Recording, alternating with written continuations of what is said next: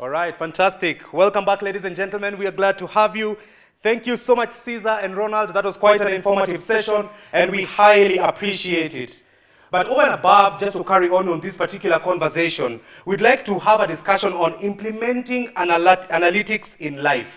This is an end-to-end example of the application of machine learning in the insurance sector. So that's definitely something that we want to discuss, and we're looking forward to the implementation of the same. And to take us through this is the independent actuarial consultant at i3 Actuaries. This is none other than Adriaan Rowan. But even before Adriaan comes on board, we have a special shout out and appreciation.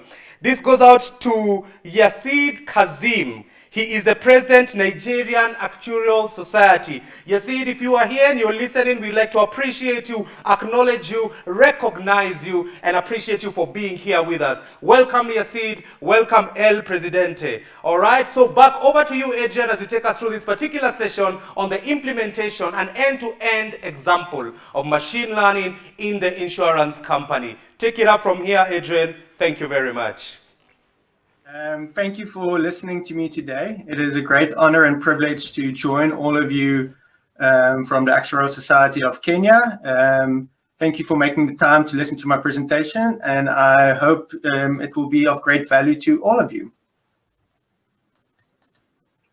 So the topic of my presentation is just to give a quick overview of how an end-to-end analytics process will look like in the context of a life insurance company. And the reason why I want to explain this is I feel that there is so much jargon and buzzwords being thrown out about analytics, big data, deep learning, artificial intelligence, that lots of the actual practical application of it gets lost in the noise. And I just want to sort of try and give some clarity and in the process encourage actuaries to start this journey of embracing analytics and machine learning and applying it in life insurance companies. So my first slide, I just want to sort of explain what is machine learning and separate it from the buzzwords. Now, machine learning is just a general term for fitting models to structured data. So that can be any type of data and any type of models. It's not one specific model, and in our case, it is fitting models to life insurance data, exposure of all your policyholders, and events, which would be death or disability, etc. Now, the thing I want to be clear about is that artificial intelligence, or AI, and deep learning, I feel are misleading terms in this context. Something like artificial intelligence doesn't really exist. And deep learning is actually just a type of machine learning model. And specifically, deep learning is often used in image recognition. And so you'll hear when people talk about Tesla and self-driving cars, we're using deep learning. But it isn't really something that's really applicable in the life insurance context. On the flip side, something like a GLM, which we all studied when we studied actuarial science, is also a type of machine learning model. And in fact, a very powerful and useful type within the life insurance context. So not something to be discarded. And lastly, what is important for me is that the fear of AI, or on the term AI, and the inability to think about databases and coding, I feel clouds actuaries thinking and sort of stops us from embracing the potential that is available to us. And because I feel really have the skills and the expertise to start applying it in a life insurance context. So basically, to summarize, we should let go of Excel and start embracing the tools that are available for us out there. Just a quick summary of where I therefore see the role of an actuary within the analytics context. Firstly, I see actuaries as in the middle of three different areas. One is domain knowledge, being able to interpret the results and communicate it to the users, to the board, etc. of a life insurance company, and know what type of models and why we are building it in the life insurance context. Secondly is the data science part, which is basically just manipulating data and getting everything together and ready to model. And then lastly, the statistics part, which is the fitting of the machine learning models. Now, actuaries, I feel, mostly sit here in the middle between the domain knowledge and data science, and we use very crude methods to get our data in a way that we can analyze it. Where we should, if we're not in the middle of all three, be sitting between domain knowledge and statistics and fitting the models, and leaving the data science, which I feel can be easily outsourced to other professions, leave that to other people. But lastly, we should avoid being pushed out of the domain knowledge part. It is that understanding of the context within financial services that really give actuaries the edge in this process. And then just to say, for me, it's important that we start working as diversified teams. Instead of actuaries trying to do everything, we shouldn't be afraid of the data scientists or the statisticians. We should be willing to work together with them without feeling that we will be pushed out. We've got complementary skills, and I don't think actuaries are going to be extinct anytime soon. So how does a machine learning end-to-end process looks? Basically, there are just 10 easy steps in order to implement it in a life insurance company.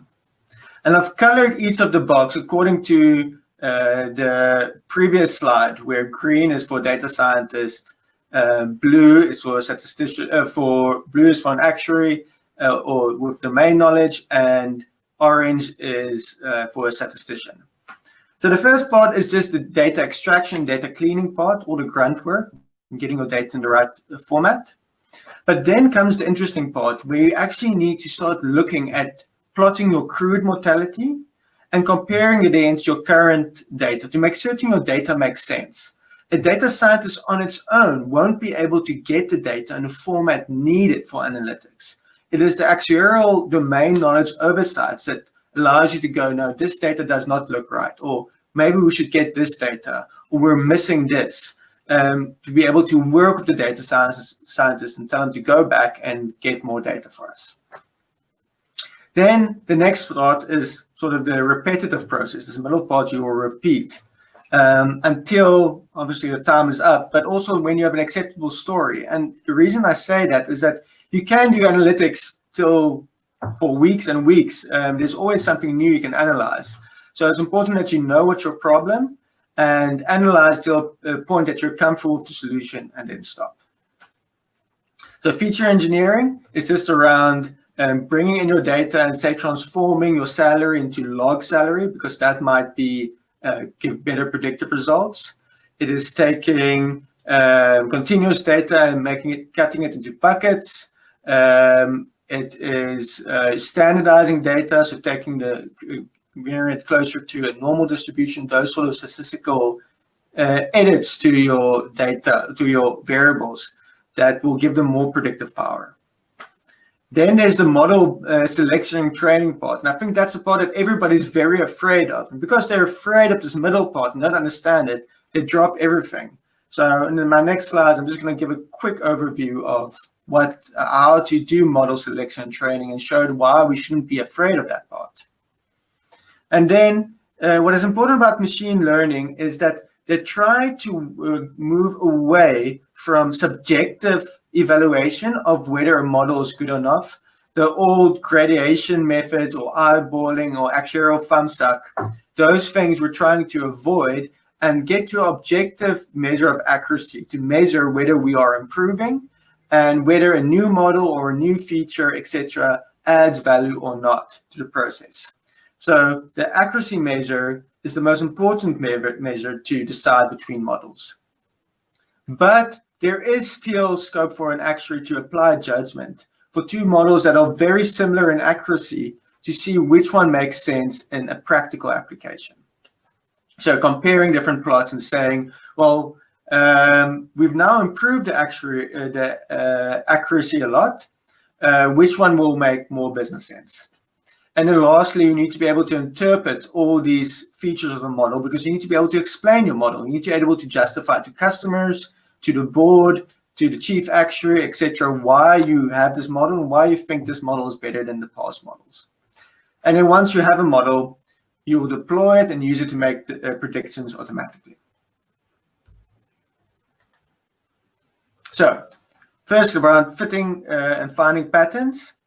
And the old way of looking using Excel, you'll basically just bucket your total exposure and your total events, and dividing those two will give your average.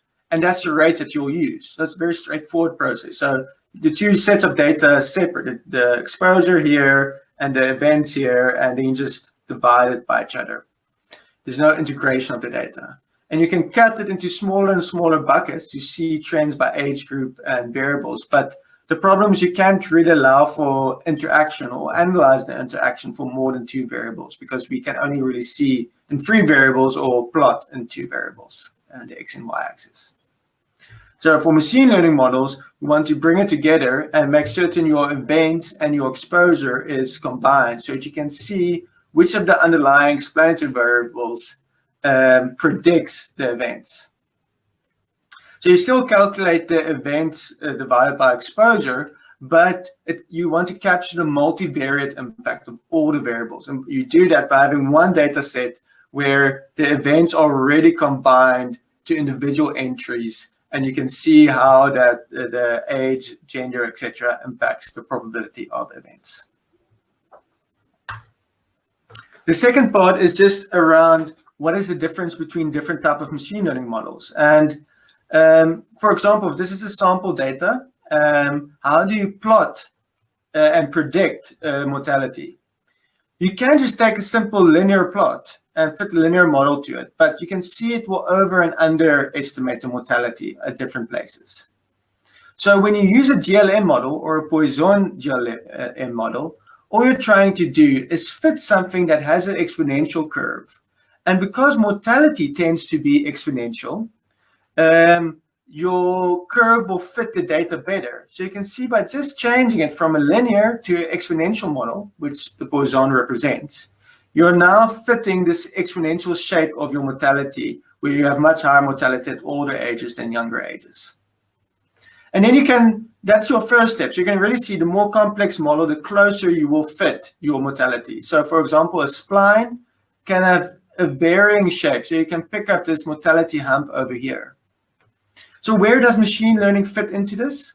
Well, as I say, a GLM or a spline is a type of machine learning model. A random forest is also a type of machine learning model, but because it's a numeric method, it fits the data much more accurately, and therefore can give more accurate predictions. It fits it almost exactly.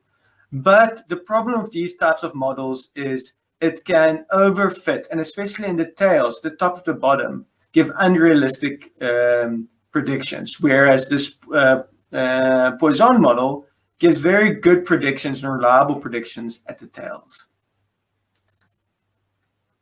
So to conclude, now that you've fitted different models, and it can be a random forest or a very complex model or a simple Poisson model, you'll look at which one improves the accuracy. How do you select which one to use? The first step is you'll select one that improves the accuracy the most. The second one is you'll take one that explains the features the most. You can see this model captures this mortality dip and an increase accurately. The next, you need something that expands it over all variables, and that's where a multivariable model helps. You make certain, not only for age capturing the mortality, but also for gender and salary, education, location, etc. So it captures all the patterns. And then lastly, as I said, you need to be able to give reasons for the patterns. And that is it. It is a straightforward process to apply analytics. Actuaries have all the skills, and we don't need to be afraid of other professions. We just need to understand that we have the skills. We need to be able to change the way we think about data and bring together these 3 different disciplines. And then I really believe actuaries have the skills to become revolutionary. The question is, will we embrace it? Thank you very much for your time. I'm available for questions, and please do contact me on my email after the presentation. I'd love to engage with you further. And there's also some further potential reading that you can and presentations you can look at if you're interested in more things. Thank you very much.